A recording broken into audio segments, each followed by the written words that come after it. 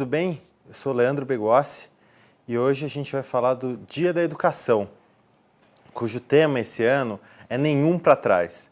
É um tema absolutamente relevante no cenário de hoje da educação pública no Brasil. Para fazer essa discussão hoje, a gente está com duas pessoas que são referências aqui na área, o Denis Plappler, coordenador pedagógico do Instituto Âncora, sociólogo, mestre em Filosofia da Educação e doutorando em Educação pela USP.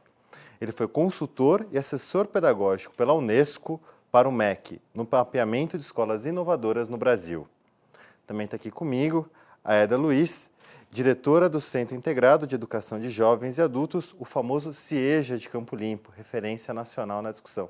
Acho que a gente pode começar direto pelo tema do Dia da Educação, né? Que é como hoje no Brasil, diante dos desafios que a gente tem, a gente não deixa nenhum aluno para trás. E o que, no final das contas, significa não deixar nenhum aluno para trás para vocês? Acho que esse é o nosso desafio, seja na ponta, né, no chão da escola, ou se tratando de concepção de política pública, pensar como garantir uma educação que não fira a dignidade de cada um, de cada uma, né, dos cidadãos brasileiros. E isso é um desafio enorme ainda no século XXI, se a gente olhar para os índices de violência, de analfabetismo, né? Então, o Brasil ainda tem, em média, 150 homicídios por dia, se a gente pegar as últimas pesquisas dos últimos anos. Até mesmo a gestão dos resíduos, se tratando de educação ambiental, né? A produção do lixo cresce mais ou menos 5 vezes mais que o crescimento populacional, então isso mostra muito pouca consciência ambiental. O analfabetismo, como eu falei, são cerca de 15 milhões de analfabetos. O analfabetismo funcional, então, né, pessoas que são minimamente alfabetizadas, mas têm dificuldade de interpretação de texto. Aí a gente vai para um número ainda mais assustador. E como escreveu Paulo Freire, né, a leitura de mundo precede a leitura escrita. A gente ainda tem muita gente carente de uma educação de qualidade, não só dentro da escola, porque acho que qualificar a educação pública não é uma responsabilidade apenas da escola, mas de toda a sociedade, né? Porque uma sociedade violenta contagia inevitavelmente a cultura escolar. E a gente tem até um conhecimento produzido, né, pelos povos africanos, mas também pelos povos indígenas, que já é um conceito um pouco famoso de que é preciso toda uma aldeia para educar uma só criança, né? Então, se a aldeia está doente, a criança fica doente também. Se a aldeia está saudável, a criança fica bem. E eu acredito que espaços de voz e de escuta são espaços de saúde. E as escolas precisam construir esses espaços, espaços mais democráticos, de relações mais horizontais, mais dialógicas, onde as crianças tenham espaço para estudar também a partir do seu desejo, dos seus interesses, porque ainda é inovador no século XXI que a escola tenha coragem de perguntar para um estudante: o que você quer estudar? Não queria centralizar a palavra também, porque também acredito muito na autoridade centrada na palavra, não nas pessoas, e queria ouvir a Eda. Quando nós fizemos lá o CIEJA, Centro Integrado de Educação de Jovens e Adultos, no Capão Redondo, eu acho que foi isso mesmo, acreditando numa escola que fosse receber todas as pessoas. Então, começamos instintivamente, né, há 21 anos atrás, abrir os portões e colocar todos a discutir que educação eles gostariam para aquele território, né, para transformar. Porque na época, em 1998, era o lugar mais violento do mundo. E como é que a gente poderia deixá-los para trás? Então, nós iniciamos escutando, fazendo com que eles desenhassem essa escola, que os recebessem e não os excluíssem. E nós vimos que nós fazíamos 3 coisas muito importantes para a educação, que eu acho que é tornar o aluno protagonista, né? Ele tem que produzir conhecimento, ele tem a liberdade de escolher o que ele quer estudar para poder, principalmente jovens e adultos, transformar a sua realidade ou até sua própria vida.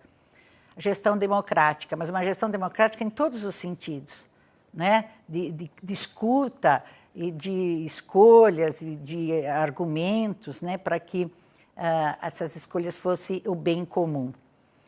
E a terceira eu acho que é o relacionamento que nós fizemos com a comunidade. A escola não sobrevive sozinha. Bem disse Denis que é preciso uma aldeia inteira para poder educar nossas crianças e jovens, porque todo mundo tem que estar imbuído de que, né, a educação, a socialização, a escuta, o cuidado, ele é necessário para todos e todos são comprometidos. Era uma possibilidade de mostrar que era possível fazer em escola pública, porque as pessoas acham que a gente só pode fazer projetos ou pensar numa educação de qualidade, alguém financiando ou alguém bancando tudo isso, né? E, na verdade, as nossas leis e a nossa lei de direitos de base garante que a gente possa fazer coisas interessantes e inovadoras e colocar todo mundo, sim, da garantia do direito à educação.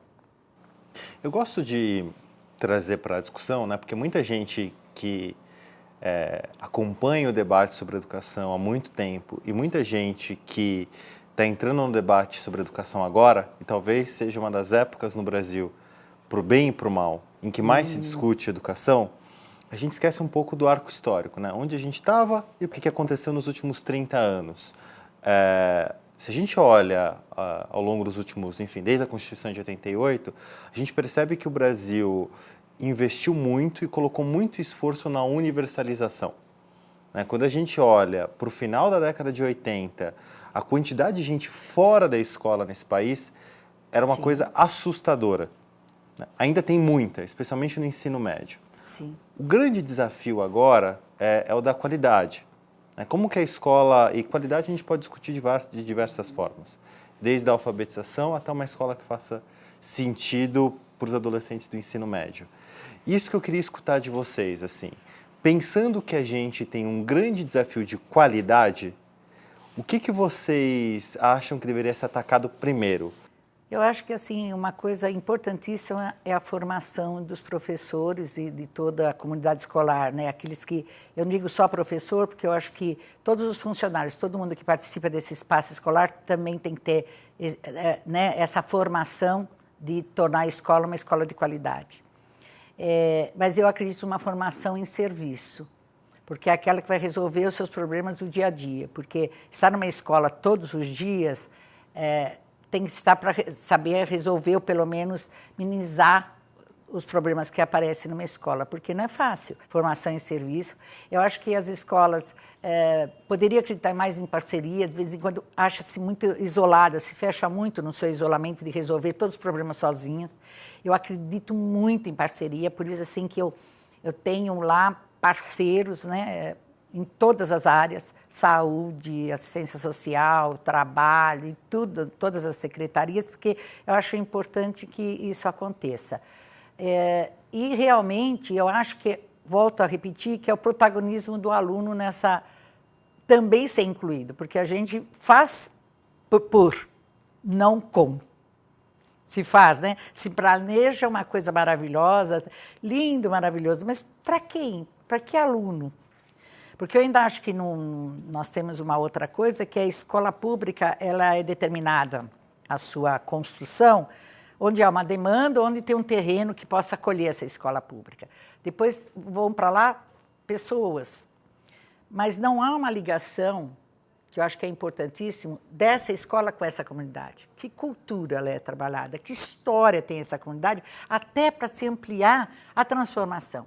E o que seria significativo para aquele pessoal, aquela comunidade toda que procura essa escola. É preciso ter consciência mesmo de que a oferta da escola pública para, pelo menos, quase toda a população é uma conquista muito recente no nosso país e isso não pode retroceder, né? Então, quando eu escuto propostas de governo investindo ou querendo investir em ensino à distância, a educação ela se dá aqui, né? Na relação, no vínculo, no afeto. Não existe educação à distância. Sem querer ignorar as contribuições da internet, de cursos, de formação, de conteúdos que sim, tem muito a agregar para todos nós, mas escola à distância, não. E além disso, vários outros direitos, né, sociais que vêm sendo ameaçados e que precisam ser muito bem discutidos para que a gente avance como sociedade e não acabe atacando ainda mais os direitos da população. Aí, nesse sentido, né, falar de valorização da educação Eu estou hoje no Âncora. O Âncora é uma escola pública não estatal. O que significa isso, né? Nós não pertencemos nem ao poder privado, nem ao Estado.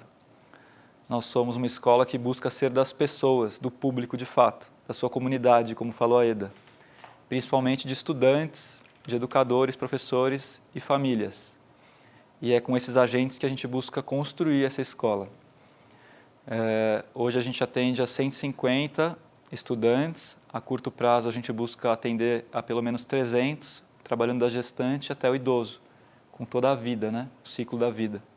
Eu gosto muito da concepção que a Regina Steurer, fundadora junto com o Walter, ela, quando eu cheguei lá, me contou dessa concepção de que o Âncora, no centro do terreno da escola, tem um circo.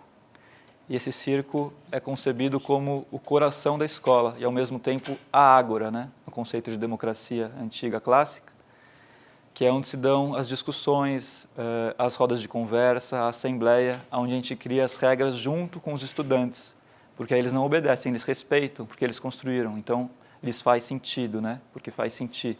Precisa passar pela experiência, precisa passar pelos sentidos para construir conhecimento. E também acho fundamental a gente falar do óbvio, que é a gente precisa valorizar o professor, né?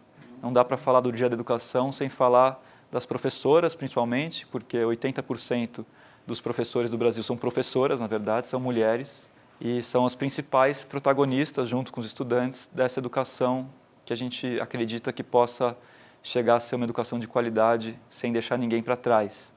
Então, o professor precisa ser mais valorizado, não só quanto ao salário, quanto às condições de trabalho, mas quanto à figura dele mesmo. Uma nova educação, essa educação inovadora, democrática, que tanto se fala, não é para, ao mudar o papel do professor, diminuir o seu protagonismo ou o seu destaque. Eu acredito numa relação que não é centrada nem só no professor, nem só no estudante, mas nas relações, né? Estudante-estudante, estudante-professor, e adulto-adulto, que acho que é a mais difícil, pelo menos na minha trajetória que eu tenho visto.